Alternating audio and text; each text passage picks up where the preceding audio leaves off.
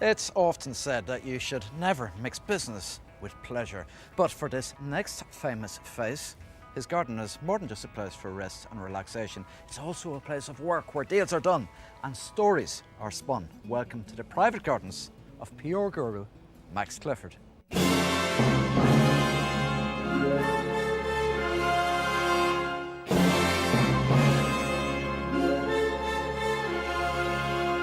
Though best known for breaking some of the biggest tabloid scandals over the years, the majority of Max's work is actually focused on keeping stories out, not in, the papers. And his success at doing so has meant he's ended up with this palatial home and manicured gardens that stretch over an acre in this wealthy suburb of Surrey. So when he's not manically working at the office, just how does Max take the time to enjoy this beautiful plot? I mean, I wouldn't live in London if you paid me. My daughter had an apartment just off Grosvenor Square for years, and I never stayed there. I think I maybe stayed there one night in all that time. I like to get out. I like it to be green, I like it to be quiet. And is your home environment very important to you? Well, it is. This garden to me is kind of health and relaxation. And if I'm in the country, then I'm here at least 2 days a week, sometimes 3. And the other thing, of course, a lot of my clients would much rather come here for a quiet chat than the office.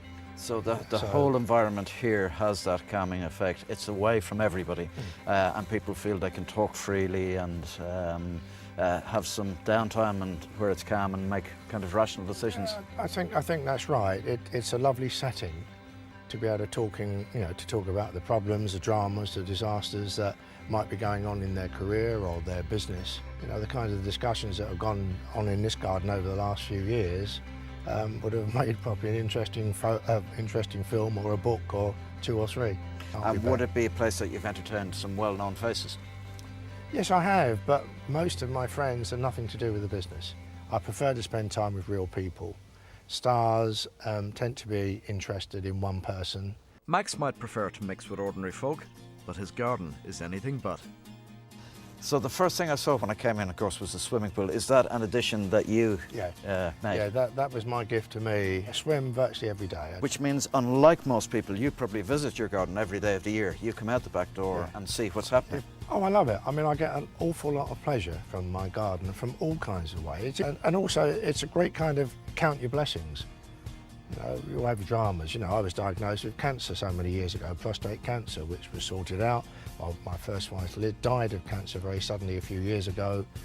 So something like this, and you sit there and you count your blessings and you think, how lucky. Despite being able to spin many a story, even Max doesn't try and convince me that he created this beautiful space. No, that's down to his gardener Rob and to Roy, from whom Max bought the house.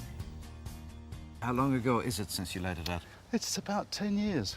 Right, so it's really, in the last couple of years, I suppose, beginning to mature, and you're getting the benefit of everything that Roy did. Yeah, you planted the seeds and we're getting the benefit of what's growing. I wanted to create a garden that was going to be restful, so there's a lot of evergreens, there's a lot of plants that give colour in the winter. I think it's a very successful garden, and it is the type of garden that most people would absolutely love.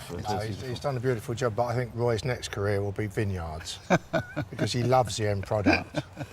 Do you know what you need? Yeah, you a good need PR agent. A good publicist to counteract all this bad. There's not many of those about, unfortunately.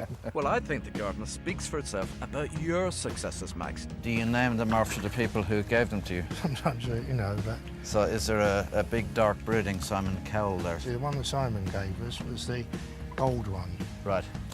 In Japan, some of these would sell for $500,000. Yes, I mean, they are expensive. Yeah. And Simon isn't the only reminder of celebrities who've made an impact on Max's life. What's special about this is this was a gift from Jade Goody, just a few months before she died. I was only involved with Jade for a year, although I knew her for several years, but it was a very emotional time, as you can imagine. Well, hundreds of thousands of these were killed last year in the heavy frost because they're not native to this country. We've grown them willy-nilly all over the place, but when it got really cold, they were knocked back. Not Jade's. No, but there you are. You see, something's keeping them warm. As well as the memories of close clients, his family's influence is also to be found in the garden. And you love these because they make you think of Yeah, they family do. and I your mean, mum you and- know, my mum particularly, there's loads of roses, different coloured roses all over the garden, but the pink ones were her favourites. So, you know, I always think of Lily the Pink when I'm looking these or trimming them or... And again, it helps to give the garden that other layer of meaning for you and enjoyment. Because I don't drink, Yeah. you know, there's no a week go by, there's not a bunch of flowers or a bouquet of flowers coming from someone or other, because they know that both Joe and I love the garden. And the borders are proof of those gorgeous specimens. Max, my favourite part of the garden, I think, is this shrubbery along here, because it's been very cleverly designed. It's multi-layered. Japanese anemones for light summer colour. We have the sound of water, which is a stream that I didn't know existed. Leading up then finally to that, another great specimen, the locust tree or Glenditzia. It's been nice to know what most of the plants are that I didn't have a clue. I'll be able to tell Roy and dazzle them with my information for the next week or two until I forget. Well, be careful, because remember, I'm Irish and we're good spoofers. Joking aside, Max also uses this garden for the serious business of press interviews.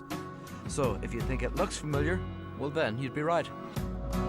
The main reason is that, look, I'm not coming into town. If you want to come here, I'll happily chat to you. So it suits me, it's more convenient, and I can have a cup of tea and relax and whatever. It's amazing because, you know, you do news stuff particularly, and it goes out all over the world, you know, and people remember things like that. And they want to know all about what is behind you. Well, and of course, then they ask me, you know, and depending where I am, oh yes, and that's a such and such, and of course it isn't, but, you know, they don't know any more than I do, so I can get away with it. Max, are you really saying that you don't always tell the truth? No, I'm a bit like a politician. Like I'm economical and creative, and in times like that, you say what people want to hear. And as you're dealing with people you've never met and are never going to meet again, then, you know, if they enjoy it, then that's fine. You sound like a television gardener then. Well, I mean, I don't know. I'm not Irish, but I think there's a lot of Irish in me. So the fact that Max doesn't have much time to look after the garden himself isn't exactly front page news. But for the man who works so hard in business, I think he's allowed to play hard too. And this is one beautiful grown-up playground.